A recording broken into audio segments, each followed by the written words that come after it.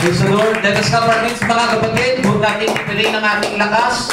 Sapagkat ang lakas na meron po tayo ay galing, mga kapatid, sa ating Panginoong Diyos. Hallelujah! Let us worship the Lord. Hallelujah!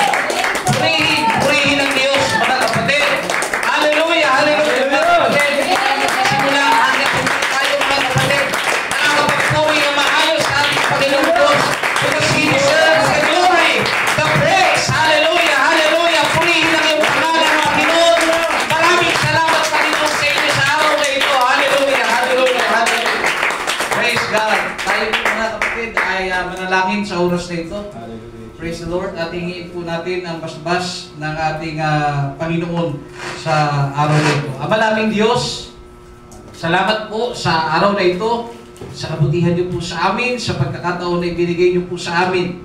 Upang muli na makapakinig po ng inyong mga buhay na salita. Dalangin po namin, buksan niyo po ang aming mga puso't kaisipan at ipaunawa niyo po sa amin ang nais yung iparating sa pamamagitan po ng inyong lingkod. Paspasan niyo rin po ang inyong lingkod, Panginoon, ng mga ngaral ng inyong mga salita. Nawa, Panginoon, ang tanging kalooban niyo po ang aming mapakinggan sa araw na ito. Panginoon, biyayaan niyo po kami ng mga bagay pang espiritual sa araw na ito at nawa, ang aming mga puso ay mapuno ng kagalakan ng inyong mga salita. O Diyos, sa inyong kamay, amin na pong itinatagubilin ang lahat. Sumayin niyo po ang kapurihan, ang kaluwalhatian at ang kadakilaan, magpasa sa walang hanggan sa pangalan ng Panginoon Jesus. Amen. Praise the Lord. You may be seated, mga kapatid. Handa na po ba tayo na makinig ng salita ng ating Diyos? Amen. So sa oras pong ito, mga kapatid, ay muli po tayong mag-aaral ng mga buhay na salita ng ating Panginoon. At bago po tayo lubusang magsimula, ay atin munang balikan ang 2 linggo na magkakasunod kasi ito po ay part 3 ng ating pinag-aaralan. So, last week, pinag-aralan po natin yung tinatawag na burden. At dito po natin natunghayan at natutunan, mga kapatid, na ang salita pong burden is a representation of hardships o mga paghihirap sa buhay. Ang pasanin o yung burden, sa wikang Ingles, mga kapatid, ay maaaring tumukoy sa problema, sa kahirapan ng buhay, kapwa pisikal at espiritual. Okay? Pag sinabi pong burden o pasanin o pasan, ito ay ang mga bagay na nagpapabigat sa iyong puso. Take note, mga kapatid, ha? Nagpapabigat sa iyong puso, sa iyong kalooban, sa iyong kaisipan. Kung minsan, mga kapatid, nagiging sanhi ng mga sumusunod.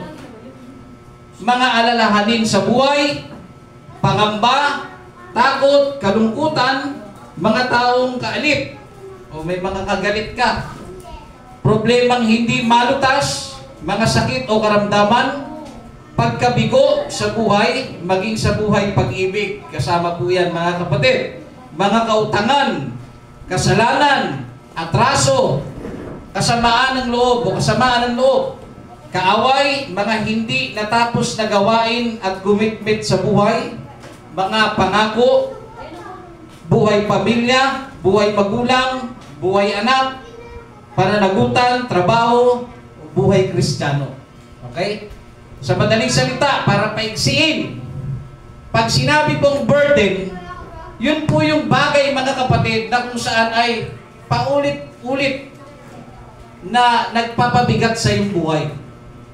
Okay? Ngayon po, yung first part, pinag-aralan po natin sa Galatians chapter 6 verse 2 na sinasabi, mga kapatid, magtulungan kayo sa pagdadala ng pasanin. Maliwanag po, naiintindihan po ba natin? Magtulungan daw po tayo sa pagdadala ng pasanin. Ibig sabihin, kung meron pong pasanin ng isang kapatiran, at pasalin ang kung sino man sa atin, mga kapatid, ang wika, ang aral po ng Panginoon, magtulungan daw po tayo.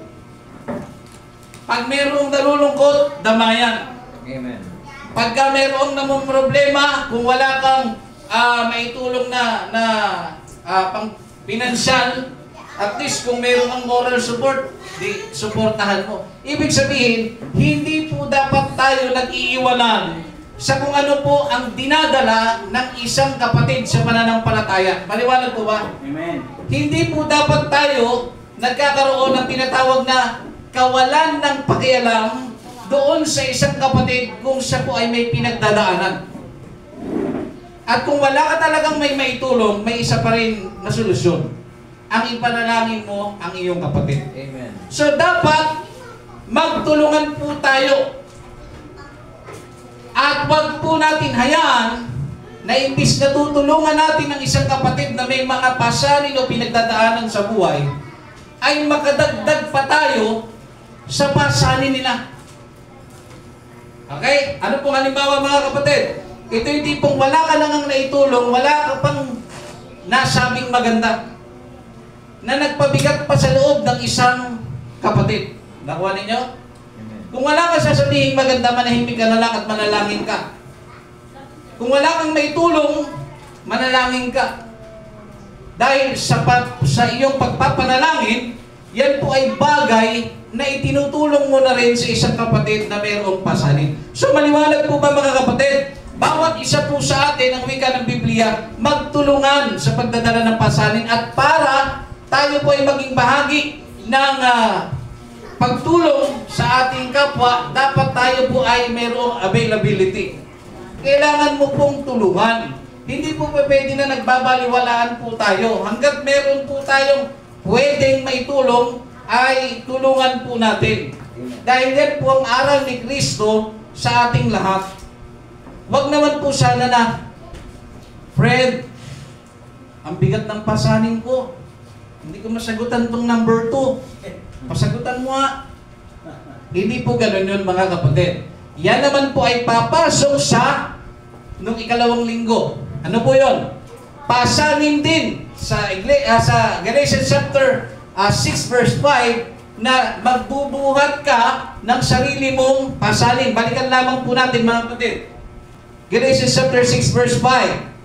Sapagkat ang bawat isa ay dapat magdala ng kanyang sariling dalahin. So, ibig sabihin, mga kapatid, yung mga sarili na, gaya yan, exam, hindi mo pwede pasagutan sa iba yan. Di ba? Gaya ng pagiging, halimbawa ng aking inihalimbawa noon, nakaraan, pagiging tatay, hindi mo pwedeng tawagin ng isang kapatid. O, brother Mac, ikaw muna magpakatatay dito sa anak ko. Ikaw magtrabaho, buhayin mo. Hindi pwede yun, mga kapatid. So yung sinasabi na ang bawat isa ay magbubuhat ng kanyang sariling pasan, ito po yung tinatawag na responsibilidad. Na yung responsibilidad na yun, hindi mo pwedeng ipasa. Amen. So yung Galatians chapter 6 verse 2, totoo na sinasabi magtulungan tayo. Pero kapag personal na laban, mga kapatid, pwede ka sumuporta, encourage mo, pero hindi ikaw ang pwedeng pumalit sa pwesto. Nakuha ninyo? Dahil bawat isa po sa atin ay accountable doon po sa bagay na meron tayo. Gaya po nito mga kapatid, ang paglilingkod po sa Panginoon, ang sabi po, trabahuin mo ang sarili mong kaligtasan. Maliwanag po, trabahuin mo, hindi pa pwede natatrabahuin ng kapatid mong katabi mo na best friend mo. Total, best friend naman kita eh. Ikaw na ang magsimba para sa akin. O ikaw na ang makinig para sa akin. Ipag-pray mo na lang ako, mga kapatid. Hindi ba pwedeng ganun? Bawat isa po sa atin ay accountable sa paglilingkod. May pananagutan po tayo. At ang pagtalikod po sa Panginoon, it is a choice. Pag tumalikod ka sa Panginoon, hindi mo pwedeng isisi sa brother at sister mo. Kaya ako umalis sa Panginoon dahil hindi kami magkasundo, dahil hindi kami magkaayos, dahil masama ang kanyang ugali. Hindi ako naglingkod sa Panginoon kasi ang sasama ng ugali ng mga kapatiran. Hindi pwede. Pagdating sa araw ng paghuhukom, hindi tatanggapin ng Diyos ang ganyang klase na rason. Dahil yung kinaiinisan mo, yung kinagagalitan mo o kaalit mo, o kaaway mo, yung mga bagay na nagpapabigat sa loob mo, sa loob ng simbahan, yung tao na yan, haharap din yan sa Diyos. Amen. So pagdating sa langit o pagdating sa paghukom, lahat tayo, haharap tayo sa hukuman ng Diyos. At hukuman tayo ng Diyos base sa ating mga ginawa at mga sinalita. Napag-aralan po natin yan, ng mga nakaraan. So kung ano man po ang ating ginagawa, pag tayo po ay nagpabaya sa paglilingkod, pananagutan po natin yan. May mga bagay na hindi po natin saklaw at hindi ibinigay ng Diyos sa atin para tayo po ay kumilos. Gaya nito. Kapag sinabi ng Panginoon na huwag kalilimutan daw ang pagsamba, tatandaan niyo po mga kapatid, walang sino man sa atin dito ang pwedeng mag-condemn sa isang kapatid kung ayaw niyang magsimba. Bakit mo i-stressin ang sarili mo kung ayaw magsimba? Di ba may mga tao, mga kapatid, na kapag ayaw magsimba, naapektuhan ka? Hindi naman dapat burden, pero isinisit-in mo sa isip mo. Ito lang ang punto, mga kapatid. Tatandaan niyo po ito. Sa mga nagsasamba o palasamba, dumadalo sa gawain at hindi dumadalo sa gawain, parehas lang po silang naharap sa Panginoon. Amen. So accountable ka. Sumamba ka nga. Hindi ka naman nakinig. Hindi mo naman in-apply. Wala kang pinagkaiba doon sa hindi sumamba. Nakuha niyo? Kaya huwag tayong, ako palasamba ako. O sige nga, sa 10 years na paglilingkod mo sa Panginoon, ano ng libro ang natapos mo? Wala. Palasamba ka, lahat present ka sa Bible study. Kumbaga, para ka nang naging disipulo ng iyong pastor. Nandun ka lagi. Tinanggi mo ang lahat. Makasunod lang sa Panginoon. Tapos hindi mo pala ina-apply lahat ng iyong napakinggan, may pananagutan ka. So anong punto dito, mga kapatid? Bawat isa po sa atin, mayroon tayong pananagutan sa Diyos. At yung pananagutan na yan po mga kapatid ay isang burden. Amen. May mga tao po, mga kapatid, pag hindi po nakakapagsimba, nagiging burden sa kanila eh. Yung hindi po umiiyak sila kasi hindi nila matiis na hindi sila makasamba sa Panginoon. Yun nga lang nga kasi hindi sila makasamba dahil nga may trabaho po sila. Samantalang ikaw wala kang trabaho, pakaya-kuya-kuya ka, nagpe-PlayStation ka, walang bigat sa'yo. Kahit hindi ka dumalo ka, walang bigat sa'yo. So sino po mas kalulugdan ng Diyos, mga kapatid? Sa dalawang aking halimbawa. Kasi may dalawa pong klase na hindi nagsisimba eh. Yung isa, hindi nagsisimba dahil hindi talaga siya nagsisimba. Walang bigat sa kanya yun, magsimba siya o hindi. At yung isa, hindi nakapagsimba dahil may hinihingi ng pagkakataon o hinihingi ng pagkakataon, maaaring may trabaho. Pero naiyak siya. Hindi niya kaya. Pero wala siya magawa. So accountable parehas. Okay? Ngayon po, noong nakaraang linggo, ang ating pong pinag-aralan ay Burden Part 2. Tama po ba? Ito po ang tandaan ninyo, mga kapatid. Yung Burden Part 2 na sinasabi na ang bawat isa po sa atin, babasahin ko lamang po ulit, mga kapatid, sapagkat ang bawat isa ay dapat magdala ng kanyang sariling dalahin o pasanin, mga bigat sa buhay. Responsible ka dyan. May accountability ka dyan. Okay? Mapamiyembro ka, mga kapatid, o hindi, accountable ka.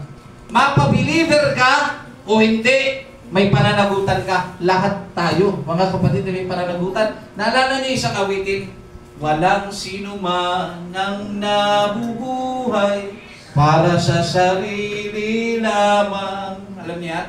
Walang sino man ang namamatay para sa sarili lamang. Ano sunod doon? Tayong lahat ay may pananagutan sa isa't isa. Alam niyo, mga kapatid, ito yung isang bagay, no? May pananagutan kang personal, tapos pananagutan mo pa ang iyong kapatid. So ano punto, mga kapatid? Walang takas. Lahat po tayo, dadating ang panahon, huhukuman ng Diyos. Amen. So, ito lang. Isipin ng maigi, ano ba ang pinagkatiwala ng Diyos sa inyo? Okay? Labas na po tayo mga kapatid doon sa sa Galatians chapter 6 verse 2 na ang bawat isa ay magdala ng pasanin. Dito tayo sa Galatians chapter 6 verse 5. Kasi sinasabi mga kapatid, yung tinatawag na meron tayong personal na kung saan ay accountable tayo. Ito po ang aking tanong. Ano po ba ang sa tingin ninyo na ipinagkatiwala sa inyo ng Diyos na kayo po ay accountable? Isipin nyo maigi. Bigyan ko kayo Kung ikaw po ay padre di pamilya, kumilos ka bilang padre di pamilya. Pag ikaw po ay isang anak, maging anak ka na mabuti at huwag maging suwain. Kung ikaw naman po ay isang ina o isang ama, magulang, ikaw po, mga kapatid, ay mayroong inilagay sa iyo ang Panginoon. Ano po yun? Kailangan mong palakihin ang iyong anak ng maayos. Tama po, mga kapatid? So, pakinggan niyo po, ano ang ipinagkatiwala sa inyo? Sa pang-araw-araw ninyo. Gayon din po sa ministry. No? Sa lahat po ng may mga ministry, ako po ay nakikipag-usap. Mapa-preacher ka man, ikaw man po ay musician, may ipinagkatiwala ang Diyos sa atin. At we are responsible and accountable sa magiging action po natin. Pakinggan po ninyo, hingin ko po ang inyong atensyon. Ano man po ang choices na pipiliin natin, magpatuloy o hindi, umabante o matras, ano man po mga kapatid, ang magiging action natin, anumang bagay na magiging resulta, ay accountable ka. Ikaw po, kapatid, o tayo po mga kapatid, ay may pananagutan sa lahat ng magiging aksyon natin. Dahil ito lang po ang isang bagay na dapat natin pakatatandaan. Ano mang ipinagkaloob sa iyo ng Panginoon, ay hindi ipinagkaloob dahil hindi mo kaya. Ipinagkaloob sa iyo ng Panginoon sapagkat alam ng Diyos, ito po ay iyong kaya. Nakuha natin mga kapatid. At kapag tayo po ay nagmintis dyan sa paggawa, pagganap, doon sa bagay na ipinagkatiwala sa atin ng Panginoon, mananagot po tayo mga kapatid. Mananagot po tayo sa ayaw man natin. Ngayon po, ngayong linggong ito mga kapatid, tayo po ay dadako na po sa ikatlong bahagi ng ating pag-aaral at ito po ay Burden Part 3. Pansinin niyo po, pinag-aralan natin ang Galatians chapter 6 verse 2 na magdalahan ng pasanin at Galatians chapter 6 verse 5 na we are accountable sa lahat ng ating responsibilities. Meron po tayong pansariling laban. Alin po ang natitira? Ang pag-aaralan po natin ay ang nasa gitna. Okay? Yung Galatians chapter 6 verse 3 hanggang 4. Okay? Tinira ko siya kasi pinag-aralan natin yung 6.2 dahil magdalahan tayo ng pasalin. 6.5, dalhin mo sarili mong pasalin, sarili mong responsibility na inilagay ng Panginoon sa iyo na hindi pwedeng galawin ng kahit na sino. Ikaw dapat ang magmaniobra nun. At ikaw ang mananagot doon. Ngayon po, dito po tayo sa Galatians chapter 6 verse 3 hanggang 4. Sapagkat kung ang sino man ay nag-aakala na siya'y may kabuluhan, bagamat siya ay walang kabuluhan, ang kanyang sarili ang dinadaya na. Number 4. Ngunit siya sa atin ng bawat isa ang kanyang sariling gawa. At kung magkagayon, ay magkakaroon siya ng kanyang kapurihan tungkol sa kanyang sarili lamang at hindi tungkol sa kapwa. Babasahin ko po sa mababaw na translation mga kapatid, sa Magandang Balita Biblia translation. Ulitin ko po, Galatians chapter 6 verse 3 hanggang 4. Kung inaakala ninyong kayo'y nakahihigit sa iba, subalit hindi naman, dinadaya ninyo ang inyong sarili. Number 4. Suriin ng bawat isa ang kanyang gawa. Sa gayon, ang kanyang kagalakan ay nakabatay sa kanyang gawa, huwag na niyang ihambing pa iyon sa gawa ng iba. Ngayon po mga kapatid, ang Galatians chapter 6 verse 3 hanggang 4, ang sabi po rito mga kapatid, binibigyang diin ang kahalagahan ng pagpapakumbaba at pagsusuri sa sarili. Ano daw po yung binibigyan diin mga kapatid? Pagpapakumbaba at pagsusuri sa sarili. Ulitin ko po mga kapatid, ano? Sayang po ang pinunta natin dito kung hindi tayo makikinig. Sayang. Kasi po ang salita ng Diyos, pinag-aaralan po ito. Right. Binibigyan po namin ito ng panahon. Ngayon kung hindi po kayo interesado at hindi po tayo makikinig, you are accountable sa iyong action and choices. Okay? So sayang naman po mga kapatid. So sana po, pakinggan nyo po mga kapatid kasi hindi naman po ito para sa akin lang. Amen. Para sa atin po itong lahat. Kasi sayang naman po mga kapatid, kung ang mga salita ng Panginoon narinig natin, minsan hindi pa nga natin narinig, hindi pa natin may apply. So sana po mga kapatid, pakinggan po natin. Wag po natin dayain ang ating mga sarili. Ako po ay umihiling sa inyo. Maiksi lamang po ang salita ng Panginoon, hindi naman po mahaba. Amen. Diba? So sana po makikooperate po tayo mga kapatid. Inuulit ko po mga kapatid, ang Galatians chapter 6 verse 3 hanggang 4, binibigyang diin ang kahalagahan ng pagpapakumbaba at pagsusuri sa sarili. Dalawa po yan mga kapatid. Dalawa lamang po yan, tatandaan niyo po. Yung sinasabi niya sa Galatians chapter 6 verse 3, mga kapatid, ay pagpapakumbaba ang hinihingi. Yung Galatians chapter 6 verse 4, mga kapatid, ito po ay pagsusuri sa sarili. Okay? Ngayon po, mga kapatid, nagbabala ito laban sa mapagmataas at mapaninlang sa sarili na naghihikayat sa mga mananampalataya na suriin ang kanilang sariling mga aksyon at makita ang kagalakan sa kanilang sariling mga gawa o nagawa sa halip na ikumpara ang kanilang sarili sa iba. Ngayon po, dito po tayo mga kapatid. Ito pong pag-aaralan natin sa oras na ito, ang layunin po nito mga kapatid, ay mailagay po tayo sa isang sitwasyon na huwag tayong mag-isip na para bagang tayo ipa-importante. Nawari bagang tayo ang pinakamahalaga sa lahat. Layunin nito mga kapatid na tanggalin sa ating mindset na ikaw ay importante sa lahat. Gayon din, na ang isang layunin nito mga kapatid ay ating pong suriin yung mga ginagawa natin. Kung ito ba'y para sa Diyos o para sa ating sarili. At kung iyong ginawa na, tinuturuan tayo ngayon, huwag ikukumpara sa iba ang iyong ginawa. Ngayon po, mga kapatid, sa ating pong pagpapatuloy, sa kabuuan ng ating pinag-aralan, Galatians chapter 6 verse 2, magtulungan.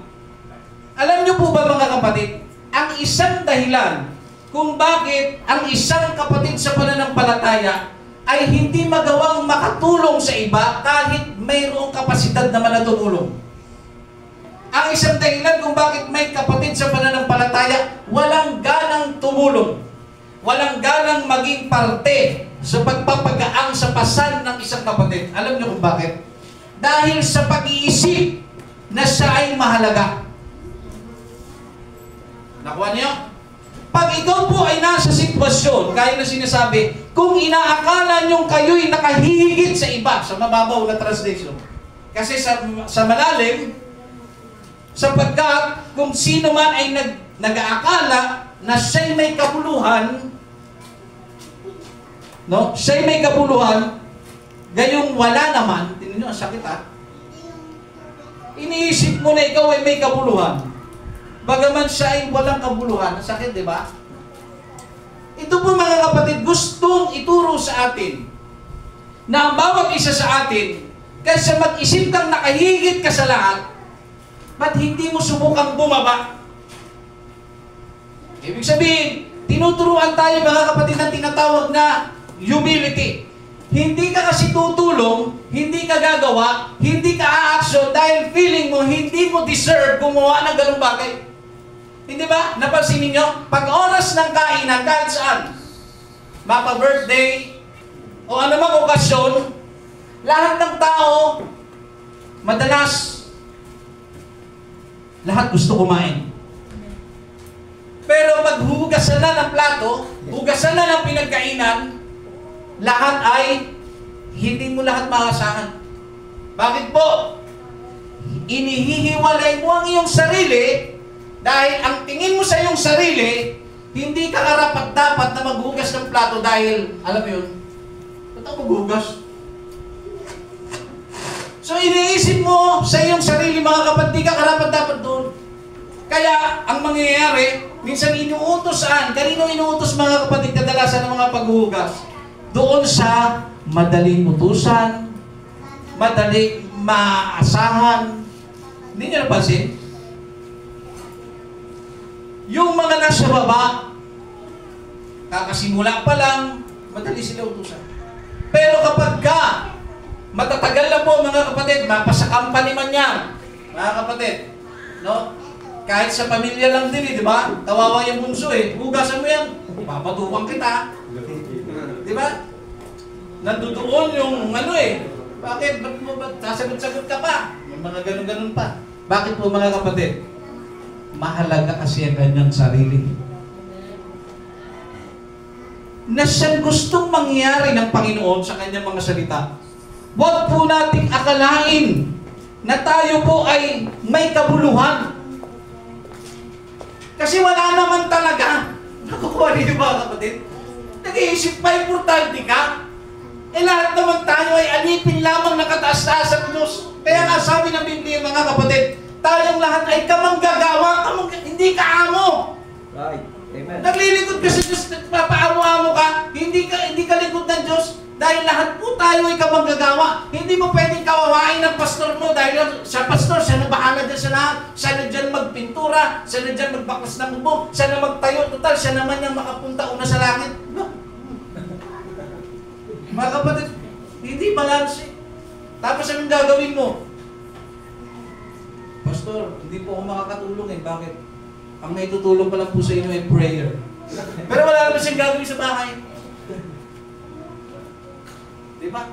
Ayun po, ang aking pagtulong sa pasanin niyo. Alam kong mabigat yan, Pastor. Prayer lang. Or the strength. So, dapat natin maintindihan. Tayo pong lahat, huwag magpa-importante. Ulitin ko po mga kapatid, kasi pagka ikaw po ay nakaramdam ng importante ka, alam niyo yung lalo na sa pagka-ano ng mga pagkain, pag-a-assist-assist, itulong. Ba't sa kanya ganito? Hindi kumuha ka. Hindi ka naman pinagbabawalan Alam niyo yung mga kapatid, pag nakakaramdam ka ng parang ayaw mo na may nakikita kang lalampas sa'yo, pagpapakita yan mga kapatid na ikaw po ay nasa sitwasyon na iniisip mong may kabuluhan ka, pero ulitin ko ulit ang masakit na salita. Iniisip mong may kabuluhan ka, gayong wala. Lahat tayo walang kabuluhan, mga kapatid, sa totoo lang. Ang Diyos, kaya niyang manatili sa pagiging Diyos niya kahit wala po tayo. Amen. Right. Tayo po ang problema. Hindi po natin kaya mabuhay nang wala ang Panginoon. Kaya dapat, sa aral ng Panginoon na ating napag-aralan, gustong ituro ng Diyos sa ating mga kapatid na magtulungan po tayo. Gayon nga ginawa ng Panginoon mga kapatid Diyos na siya, nagkatawang tao po siya mga kapatid, at siya po ay tumulong sa atin. As tumulong po sa panahon na yun, wala pala tayo doon 2,000 years ago. Tinulungan po ang mga may karamdaman, may sakit, yung ibang patay, binuhay ng Panginoong Jesucristo. Diba? Nagpakita siya ng tinatawag na halimbawa, tumutulong siya. Ultimo yung tao, mga kapatid, na gagawa sa kanya ng masama, kinuha niya yung tenga, ikinabit niya pa ulit. Nabasa niyo yun mga kapatid? Nung tinagpas ni Pedro, yung tenga ni Malco, nung uhulihin na si Kristo para ipapatay na. Di ba? Humugot ng tabak si Pedro, hinampas o tinaga si Marco, putol ang tenga. Ganun ginawa ng Panginoong Hesus, kinuha, ikinabit. Diba? So makita ninyo mga kapatid, yung tinatawag na pag-serve ng Diyos. Kahit sa mga taong may ayaw sa Kanya. At yan ang mahirap, yan po ang challenging na sitwasyon para sa atin, ang tulungan ang isang tao kung siya po ay nag-betray sa'yo, kung siya po mga kapatid ay nagtaksil sa'yo, may ginawa sa sa'yong masama, napakahirap po niyan para sa atin. And that is challenging mga kapatid. But everything in this world ay meron pong panahon. Amen. Hindi, gaya ng sinabi ko, may mga bagay na hindi po natin pwedeng pakialaman dahil hindi tayo inilagay doon ng Diyos. Okay? Gets? Gets? Sabi ni Brother Louie kanina, dapat may paghuhugutan tayo. At yun po yung aral ni Kristo. Para magkaroon po tayo ng kagalakan. Ikaw nagkaroon ka na ng napakaraming pagsubok sa buhay. Tapos wala kang alam sa salita ng Diyos, ano po nangyayari sa iba? Nagbibigti. Pero kung may alam ka sa salita ng Panginoon, anong sabi ng Panginoon sa mga taong may pagsubok? Ang sabi, ariin ninyong may kagalakan ang mga pagsubok na dumadating sa inyo. Ulitin ko po, ariin daw natin. Ibig sabihin, talagang tanggapin mo na ang lahat ng pagsubok na dadating ay kagalakan. Yan po tinuturo ni Brother Louie kanina. Ngayon, pag alam mo salita ng Diyos, nga pala ba't ako? Kahit marami pang utang, magagalak ako, pipiliin ko. Nakinig ba kayo kanina sa preaching ni Brother Louie? It is a choice. Amen. Piliin mo na ikaw ay maging magalak doon sa mga pagsubok. Okay? So ito po yung sinasabi ko mga kapatid, ano? May mga bagay na kung saan ay hindi po natin saklaw. Okay? Ano po ibig ko sabihin? Ganito po mga kapatid, ano? May mga bagay na hinihingi po ng panahon. Gets? May mga bagay na hinihingi ng panahon. Sino po sa inyo ang nakaranas, mga kapatid, na ikaw ay itraidor? Amen. Sino sa inyo ang nakaranas, mga kapatid, na ikaw ay ipahiya? Amen. Duruan sa mukha, gaya ng Panginoong Hesus. Sino sa inyo nakaranas, mga kapatid, ng kasalukuyan, may kaaway kayo ngayon? Sige po. Sino po sa inyo ang may kasamaan ng loob sa oras na ito? Sige po. Huwag nyo nitataas kamay nyo. Makikita kayo. Ano man po ang negatibong nararamdaman po natin ngayon, hindi ba't may aral sa Biblia? Magpatawad. Tama? Tama po yun, magpatawad. May dalawa pong klase dyan. Yung isa na nakaranas ng offensement at yung isa na never nakaranas ng offensement. Mukhang alam nyo na kung saan ako papunta. Kapag wala ka pong naranasan ng offensement sa buhay, madali pong mag-judge. Mapupunta ka sa impyerno pag hindi ka nagpatawad. Mapupunta ka sa ganito, etc. etc. Hindi ba't sabi ng Panginoon? Ganito, ganyan. Kapag ganyan ka, hindi mapapaganda ang buhay mo. Tama naman mga sinasabi niya. But for him or her, hindi niya pa nadanasan eh. Amen. Kaya madaling gawin, madaling ipagawa, madaling iutos. But kapag ikaw po ay nasa sitwasyon na nandudun ka mga kapatid, ikaw mismo may hihirapan ka. Amen. Pero dahil bukas ang iyong pinto, dahil nabasa mo sa salita ng Panginoon mga kapatid, na dapat umayos ka bilang isang anak ng Diyos, tama? Pero kailangan po na tinatawag na time. Hindi ba pwede mga kapatid, tanim ka mangga, bukas na bukas, tumubo ka. Magbunga ka. Hindi po. Kailangan po ng panahon.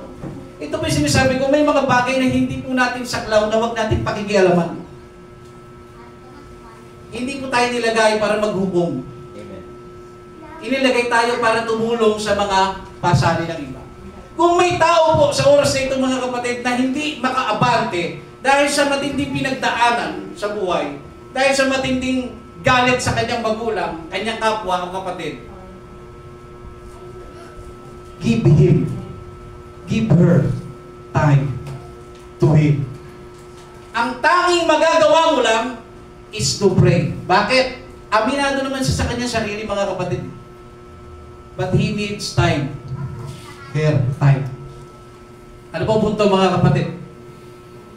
Tayo po, ang magagawa natin is to support. Amen. Halimbawa po, mga kapatid, halimbawa lang, si Brother Jerome, kabigatan niya yun, sama ng loob niya, halimbawa, sa tatay niya, hindi ko siya pwedeng hukuman. Huwag ka na mag-preach. Hindi ka pwedeng mag-preach hanggat hindi kayo okay ng tatay mo.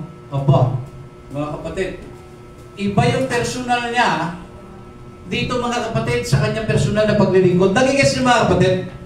Iba yun, mga kapatid. Hindi ko pwedeng panghimasukan. Ngayon po, mga kapatid, pakinggan niyo po. Pakinggan niyo po. Hindi ko siya pwedeng hatulan doon. Naintindihan po ba natin? But I feel him. Bakit? Naranasan ko eh. Amen. So ganito kasi yan, mga kapatid, ano? Huwag kang magsasalita ng tapos kung hindi ka nakaranas. Right. Ang dali po magsabi, pasensya na po, no? Ito po totoo. Ang dali mo magsabi ng sitwasyon na yun o magsabi ng gano'n kapag wala ka nun. Pakikinggan ko ang inyong pananaw dito. Nagkaroon ka ng kaso na hindi mo ginawa. Kinulong ka 50 years. Mula 18 years old, kinulong ka sa isang kasalanang hindi mo ginawa 50 years. Nandudong ka sa kulungan. Hindi ba't araw-araw kang minumulto ng galit? Dahil alam mo sa sarili mo na alam ng nag-aakusa sa iyo na wala kang kasalanan. Nakukuha ninyo yung senaryo? Mga kapatid? Nakukuha ninyo. Pero ang isang bagay na dapat natin tandaan, everything has a reason. Amen. Sa kanya mabigat yun. 50 years sa ikulong, may nabasa po ako niyan, mga kapatid. 18 years old siyang kinulong. Sa Facebook yun nakita ko. Tapos pinalaya siya na nag-aakusa sa kanya. Hindi ko alam ang eksakto 50 years siyang nadudun sa kulungan. Pero talagang dekada. Pinalaya siya. Siguro nakonsensya, pinalaya. Bata ka, paglabas mo, matanda ka na. And then maririnig mong salita ng Diyos, forgive. Napakabigat nun. Ang bigat po nun, mga kapatid. Dalawang bagay ang dapat natin tandaan. We are not here in this world to judge the people na nakakaranas ng mga ganung bagay. Ang pwede natin magawa is to pray. Ngayon, mga kapatid, alam natin, gaya nga sinabi ni Brother Louie, dapat may paghuhugutan tayo sa salita ng Diyos. Hindi yung iba yung inuhugot natin sa salita ng Diyos. Walang imposible sa panalangin. Amen. Doon dapat tayo mag-stick. Doon dapat ang ating kagalakan. Darating ang panahon, hindi man ngayon, God will move. Amen. Ang sarap sa pakiramdam na makakita ka ng himala sa sitwasyon na ang Diyos ang gumalaw at hindi mo pinilit. Amen. Tatandaan niyo po yan, mga kapatid. Iba ang pakiramdam na yun. Lalo na, halimbawa, may napakatinding sama ka ng loob sa nanay mo. Iniwang ka, mula sanggol ka, nag-iiyak ka sa basurahan, tapos nakita ka ng iyong ina. Tapos nung nakita ka, ikaw ba ang anak ko? Diba? Alam niyo yung eksena ng nangyayari. Wala kang kwentang nanay. Iniwan mo ako. Hindi mo masisisi ang bata. At hindi mo rin alam ang kwento ng nanay. So ano pong punto, mga kapatid? Di ba magdala ng pasanin? Ano pwede mong gawin para makapagdala ng pasanin niya? Bilang nanay. Pasanin niya bilang anak. Moral support. Prayer. Pwede tayo mag-encourage, pero hindi tayo pwedeng magpilit. Amen. Right. Dahil yung pagpilit, tayo po, mga kapatid, ay sumasalungat na doon sa time. Huwag natin sasalungatin ang time. Nakuha ninyo, mga kapatid, Huwag po mga kapatid. Lahat ng sumalungat sa time, napahamak. Alam, bawal pa! Nag-aaral ka pa! Hindi! Alam ko ginagawa ko, Papa. Napakasarap mag-aaral na may inspirasyon. Nabuntis. Iiyak-iyak. Accountable siya sa kanyang ginawa. Pagbayaran niya yun. Nakuha niyo mga kapatid. Tandaan niyo po, ulitin ko. Anumang bagay na wala sa panahon at iyong pinilit, maaari kang mapahamak. Maaari kang mapasama. Ngayon po, sa pagpapatuloy mga kapatid ng aral na ito, balik tayo ron. Huwag niyong isipin natin na mahalaga tayo. Halimbawa may suggestion ka. Ito po ang aking suggestion. Hindi tinanggap. Grabe, pinagpuyatan ko yun. Pinag-isipan ko yun, lahat ng detalye. Ba't hindi tinanggap? Dapat nakikita nila yung sakripisyo mo. Yan. Ano po ito dito mga kapatid? Magkaroon tayo ng acceptance. Hindi lahat ng iyong suwestyon ay tatanggapin. Amen. At hindi lahat ng naiisip mong nakakabuti ay nakakabuti. At kapag ikaw po ay sumama ang loob, ikaw po mga kapatid ay nagpakita ng kung saan para kang pinapakita mo yung espiritu na hindi ka pabor doon sa kanilang ginagawa, pagpapakita yan mga kapatid na ikaw ay nagpapa-importante. Mga kapatid, sabi ng Biblia, ulitin ko po, sapagkat kung ang sino man ay nag-aakala na siya ay may kabuluhan, bagamat wala naman, anong sabi? Kanyang dinadaya ang kanyang sarili. Napakasakit niyan mga kapatid. Pinakamasakit niyan. Nakakala mo nasa tama ka mga kapatid. Dinadaya mo lang pala ang sarili mo. Huwag po natin dayain at alam natin mga kapatid, ayaw natin makaranas ng dinadaya.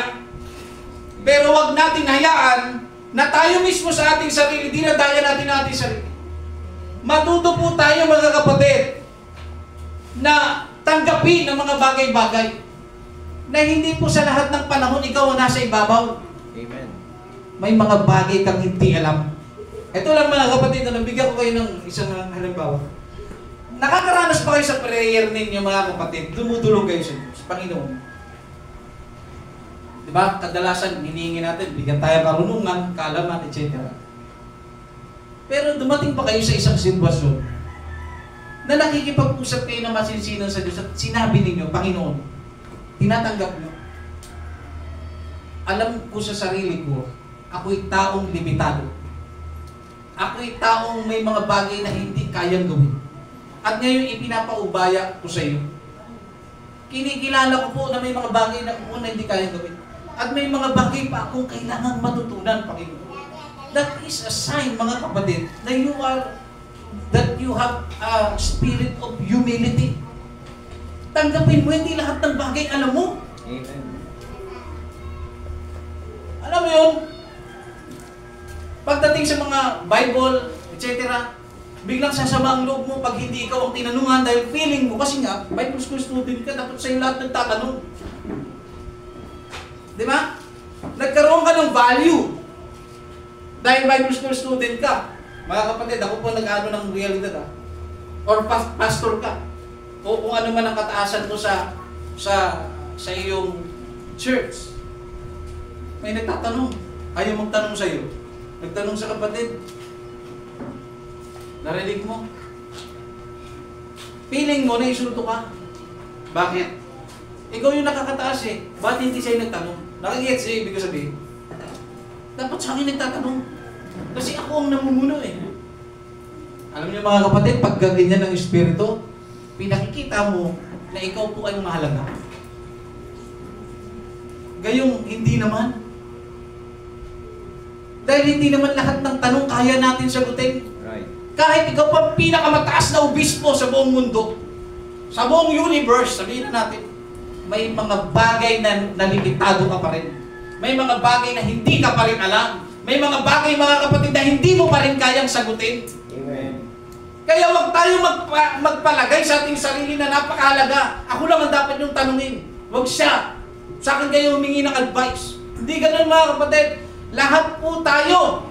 Minsan kinakailangang madapa para maintindihan mo ang ibig sabihin ng buhay. Amen.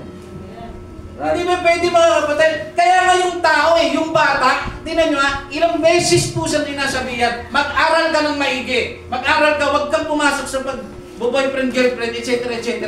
Hindi ba't hindi nakikinig? Bakit? Hindi siya naka-experience ng sinasabi ng nanay. Hindi niya pa na-experience ang sinasabi ng tatay.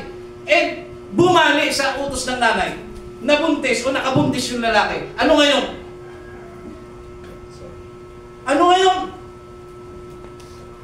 Hindi mo naman pwedeng ibaon siya bilang nanay. Anong sinasabi ko sa iyo? Ganito ganyan, lumayas ka na, wala kang pakinabang. Nagpabuntis ka pa, sinabihan na kita. Hindi din yung makakatulong Sometimes kailangan po nating maintindihan bakit bumabali kasi wala pang experience. Bakit, mga kapatid, nangyayari na tumitigas ang ulo ng tao kasi hindi pa po naka-experience. Hindi sumusunod dahil feeling niya sa dapat ang sundin dahil siya ang mahalaga. Nakukuha niyo mga kapatid? Hindi mo dapat tayo mag-isip na napakahalaga. Alam niyo mga kapatid, kahit umalis ako sa gawain ito, mag-ooperate ang gawain. Kung titingnan ko sa akin sarili, alis ako, tingnan ko lang kung ang naing makabangon, di ako pwedeng maging gano'n. Dahil kung ang Diyos kayang maglagay, ang Diyos ay kaya maglagay, kaya rin ng Diyos magtanggal at maglagay ulit ng panibago. Kaya wag po tayo mga kapatid masyadong ikaw kailangan pakinggan, ikaw kailangan intindihin, ikaw kailangan importante ka. Tayo po mga kapatid pare-parehas. Manggagawa lamang tayo ng Diyos. Tayo'y walang kabuluhan. Wala tayong kabuluhan.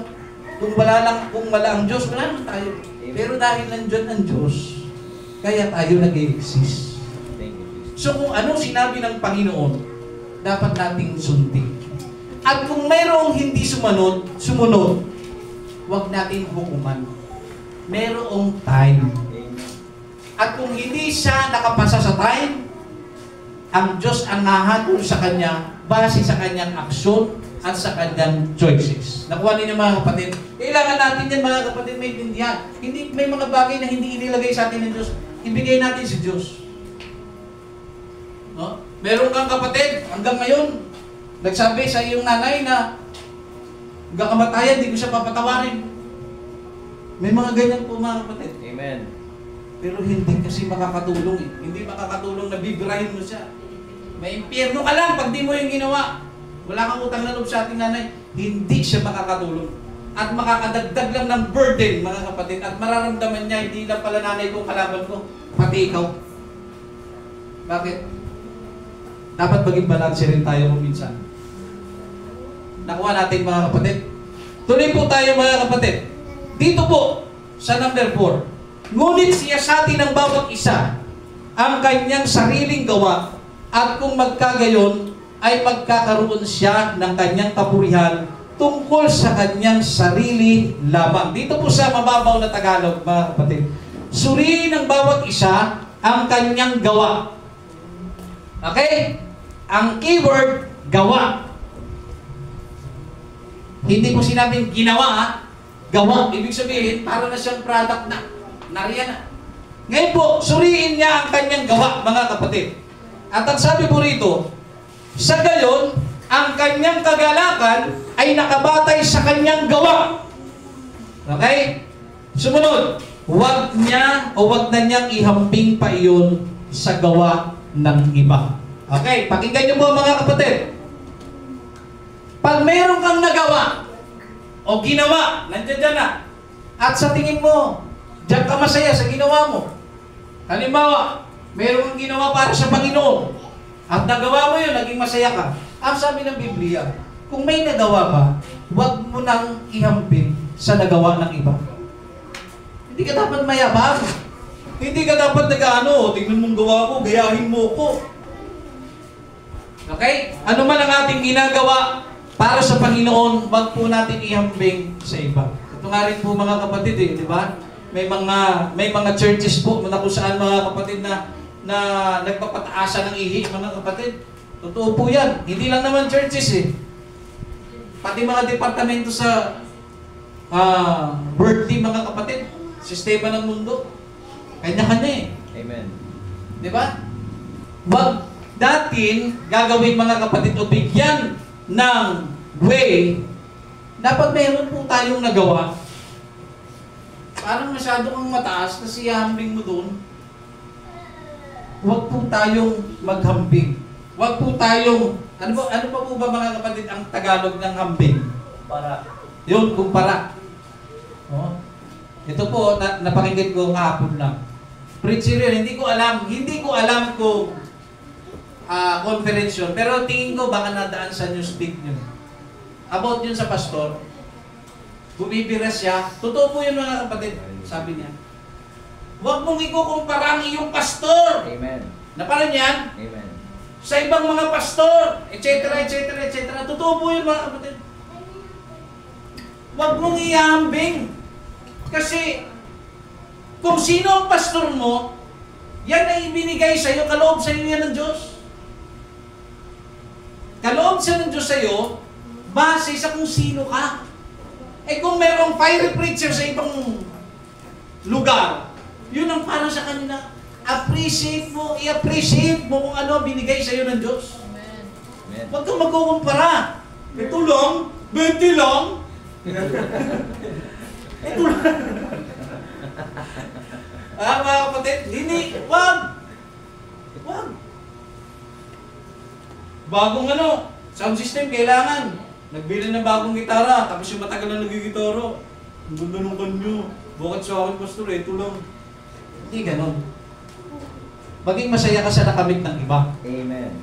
At huwag kang magkumpara. At yung naman nakakaranas na iniinggit ka at kinukumpara ka, huwag ka naman mainggit. Hayaan mo siya. Huwag mo rin siyang hukuman na mayabang. Bakit? Nasa sitwasyon siya. Growing siya eh. Nag-grow pa lang siya. Di ba? Bago tayong lahat dumating sa sitwasyon na hindi na tayo mayabang, hindi ba naging mayabang tayo minsan? Amen. Di ba?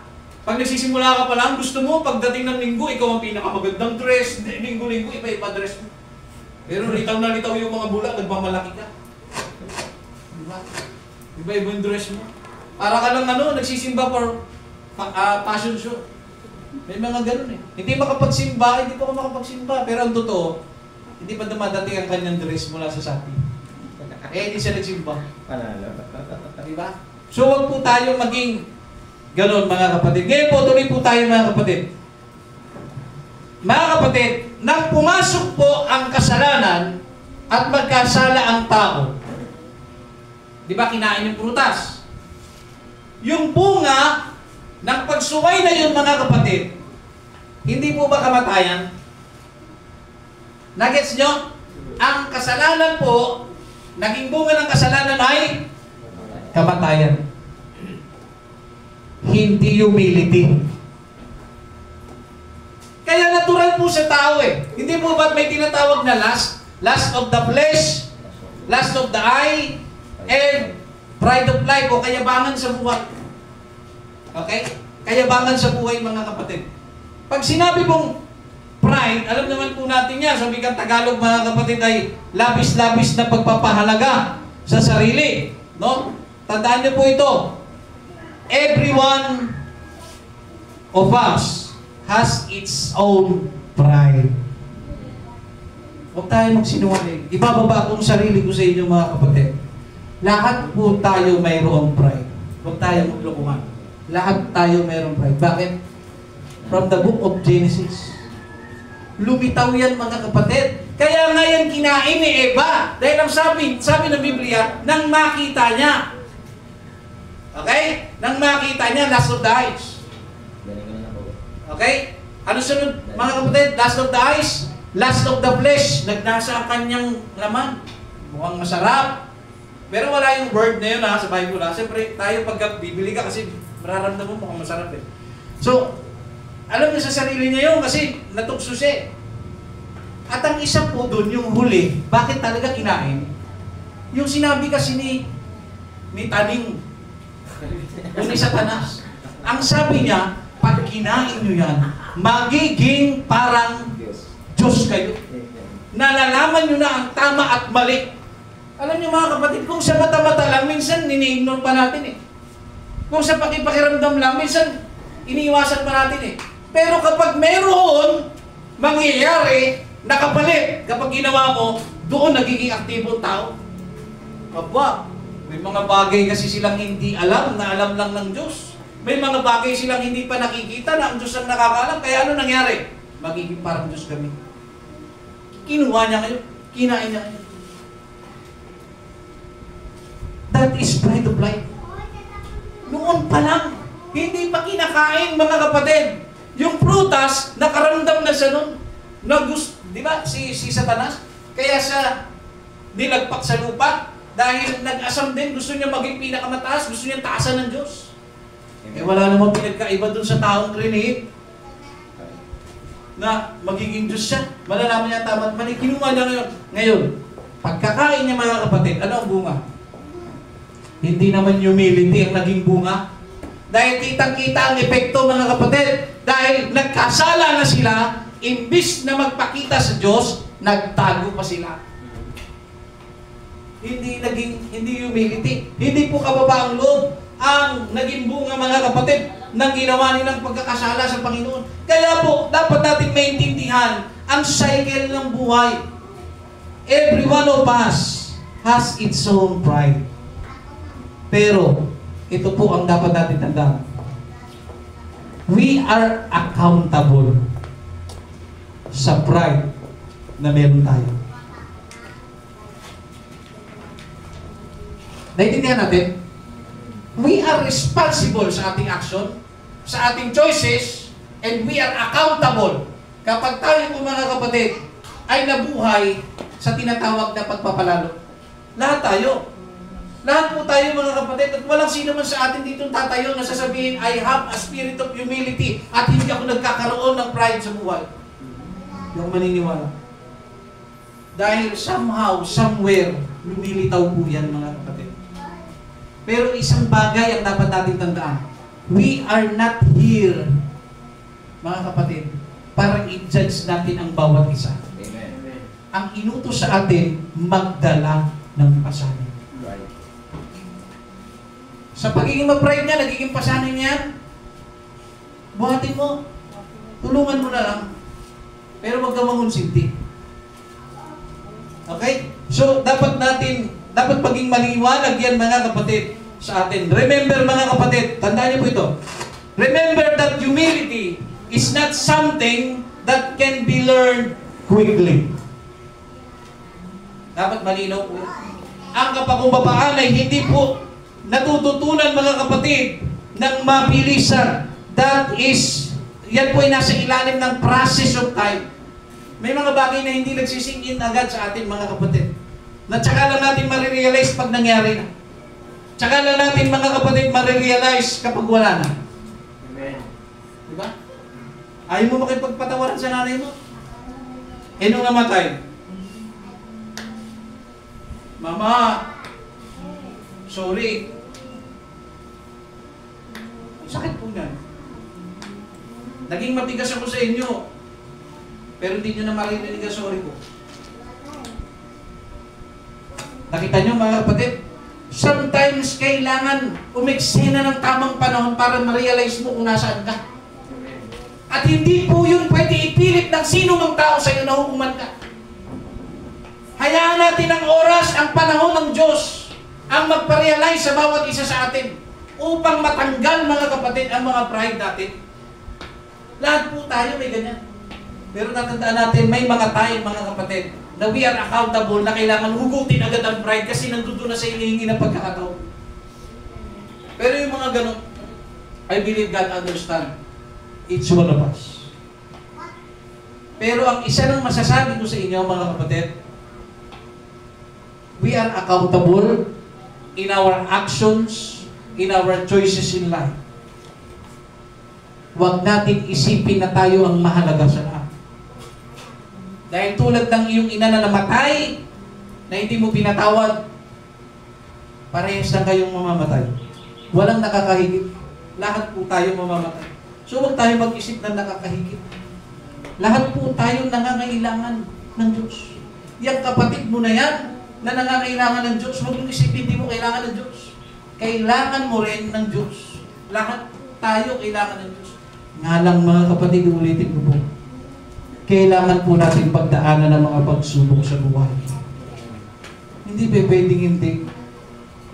Hindi pa pwedeng hindi tayo malalagay sa isang sitwasyon na babalatan tayo ng Diyos. Ano po pinupunto ko mga kapatid?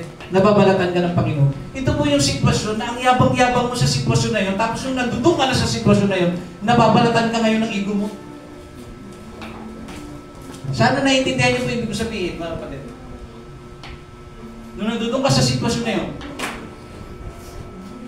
di mo kayang panindigan. Pero nung wala ka doon, ang lakas mo magpayo. Pero nandudun ka, hindi mo kayang panindigan. Okay? So mga kapatid, sa oras pong ito, malapit na po tayo matapos mga kapatid. Kung ang sino man ang sabi, ay nag-aakala na siya'y may kabuluhan o nakahihigit sa iba, mag-ingat po tayo, sabi mga kapatid. Baka mahulog po tayo sa pagkakasala. Okay? At ang sabi dito, kung may mga maganda o may mga maganda kang nagawa na achieve sa Panginoon o sa buhay mo personal, okay? Sa paglilingkod mo, na pawang kalooban ng Diyos, huwag niyo pong ikukumpara sa narating ng iba. Huwag niyo pong ikukumpara sa iyong kapatid o sa iyong kapwa. Ngayon, ano po ang mangyayari mga kapatid sa tao na nag-aakala na siya po ay may kabuluhan? Mga kapatid, ito po, una, magkakaroon po siya ng kayabangan. Kapag iniisip mo na ikaw ang pinakamahalaga, ikaw po ang pinakamayabang. Sumunod po mga kapatid, pag ikaw ay mahalaga, yan po yung sinabi ko kanina, hindi ka mautusan. Okay? Pag ikaw po, tingin mo sa sarili mo, napakahalaga mo, hindi ka pwedeng turuan, dahil alam mo na lahat. Okay?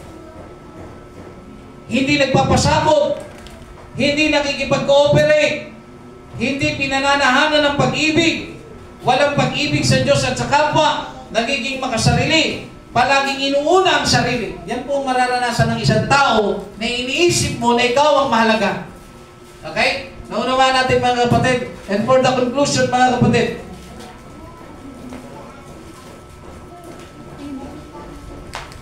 dito ko po ito gusto tapusin mga kapatid. This is a final lesson patungkol po sa burden. Part 3 na po ito. Okay? Babaybayin po natin ang lahat. Galatians chapter 6 verse 1, sinabi dyan na kung ang iyong kapatid ay nagkasala, ikaw na nasa espiritu, ay iyong siyang sawayin ng may kapakumbabaan. Okay? That is part of lifting burden. You are trying to lift the burden of your brethren na mayroon pong sin. Kasi pag may sin po mga kapatid, napakahirap bumalik sa Panginoon. Lalo na kung alam mo sa sarili mo, parang hirap kang patawarin ng Diyos. Napakahirap mga kapatid. Kapag ang isang tao po ay nakagawa ng napakabigat na kasalanan, nangyayari po mga kapatid, maaaring dumating siya sa sitwasyon na kung saan hindi niya na rin matanggap kahit ang kanyang sarili. At kailangan niya ng suporta ng isang kapatid. Kaya napaka-importante mga kapatid ng iyong haplos sa balikat ng isang kapatid na nagkasala at nahihirapan. Dahil feeling niya hindi na siya kayang tanggapin. At ang pagtapik mga kapatid sa isang kapatid ay pagpapakita na you are willing, you are there mga kapatid to lift the burden that he has. Amen. Kung ano man ang kabigatan, kaya mo yun. Yung simpleng pagtapik, yung simpleng pananalangin may malaking tulong mga kapatid para iangat ang isang kapatid. At ang sabi sa Galatians chapter 6 verse number 5, bawat isa ay magdala ng kanyang sariling pasan. Habang siya ay kinukomfort ko, halimbawa, I know sa akin, meron din akong pasanin na kailangan harapin. Ulitin ko po mga kapatid. Brother Jerome, pwedeng hiramin kita sandali tayo. Pakinggan niyo po. Wag po kayong magmimintis dito mga kapatid, matatapos na po tayo. Ako po, lahat tayo personal, meron po pasanin. Ako, may pasanin po ako. Ang daming pasanin. kahit kayo. Pero, kahit may pasanin ako, hindi ko pwedeng gamitin ang pasanin ko na dahilan para hindi tulungan ang isang kapatid na nahihirapan sa anumang aspeto, sa kasalanan man, sa buhay, pag-ibig man o sa kahit ano. Kailangan nandun ako to support. Right. Amen. Ngayon, hindi ko po magagawa yan kung gagamitin ko yung Galatians chapter 6 verse 3 na sinasabi mga kapatid. Kung iniisip nino man na siya'y mahalaga o siya'y may kabuluhan, gayong wala, dinadaya niya ang kanyang sarili. Kasi kung iniisip ko sa aking sarili o ng sino man sa atin na mahalaga ka, ba't kita tutulungan? Kanya-kanyang kaligtasan yan. Nakuha ninyo? Ba't ko siya tutulungan? Tulungan mo sarili mo. Dahil sinasabi ng Biblia, ano daw sabi? Work out your own salvation. Tama naman yung sinabi mo. Pero huwag mong kalimutan mga kapatid, na hindi ka makakapasok ng langit kung wala ang iyong kapatid. Amen. Ano pong punto ko mga kapatid? May isang tao nagdala sa iyo ng mabuting balita. Hindi yan basta ng panaginipan mo lang tapos nagpabaptize ka bigla. Amen. Right. Amen. May taong ginamit po ang Diyos. So yung tao na yun na ginamit ng Panginoon, kaya ka nakakilala sa Panginoon. Right. Kaya ka naligtas dahil nagpagamit siya sa Diyos, bagamat meron siyang sariling laban sa buhay. Amen. Praise the Ano po ang Lord. punto mga kapatid? Ako po, tayo po, may mga sarili-sariling laban, pero huwag natin kalimutan ang sabi, magtulungan kayo sa pasanin. May pasanin siya. Tulungan po natin. Ang bawat isa, huwag tayong mamimili, ito lang tutulungan ko kasi ito lang yung tumulong sa akin ng panahon nahihirapan ako. Amen. Lahat po tayo dapat ay magtulungan. Nakuha natin mga kapatid, salamat na. Lahat po tayo dapat ay magtulungan. Huwag maging makasarili. Magtulungan. Gaya nito, malapit na po ang ating anniversary mga kapatid. Kailangan natin magtulungan. Maglilinis din tayo mamaya. So ako po mga kapatid ay umaapila sa lahat. Kung kayo po ay wala namang gagawin, baka pwede namin kayo makatulong sa paglilinis.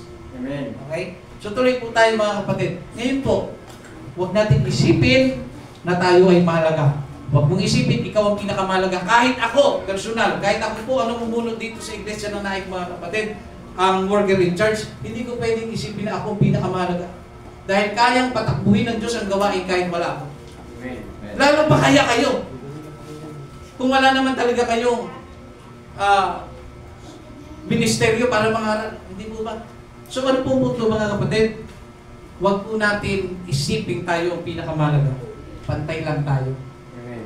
Maliwanag, pantay lamang po tayo. Wala pong nakatataas. Dahil nasabi ng Biblia, ang Diyos ay walang tinatangi. Kaya pastor ka mga kapatid, kahit ikaw pang pinakamagaling na elder, pinakamagaling mangaral, at yung simple nakaupo sa bangko mga kapatid, parehas lang yan sa mata ng Panginoon. Amen. Parehas lang kayong anak ng Diyos at walang nakakahigit mga kapatid. Walang nakakahingit. Lahat po tayo pantay-pantay sa harapan ng Panginoon. Ngunit sa huli, Galatians chapter 6 verse 4, kung ano man ang ating nagawa, huwag natin ikukumpara sa iba.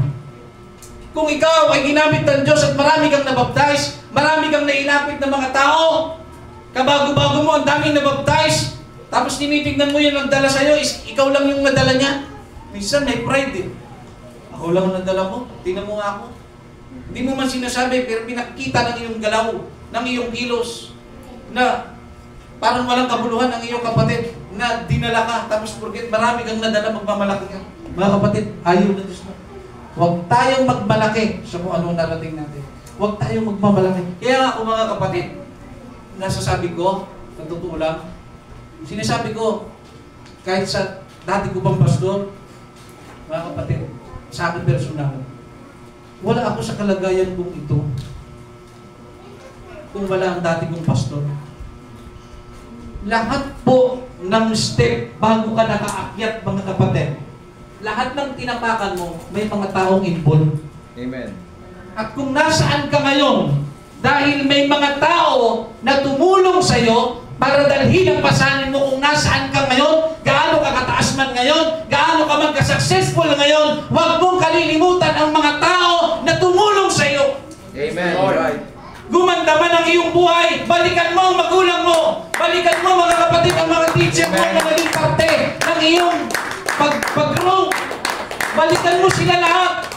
Gumaling ka sa pagtugtog, mga kapatid, balikan mo, pasalamatan mo. Ganun po dapat natin tignan ang sitwasyon ito. Huwag tayong mag-ano na kaya ko narating ang lahat ng ito dahil matalino ako. Hindi po.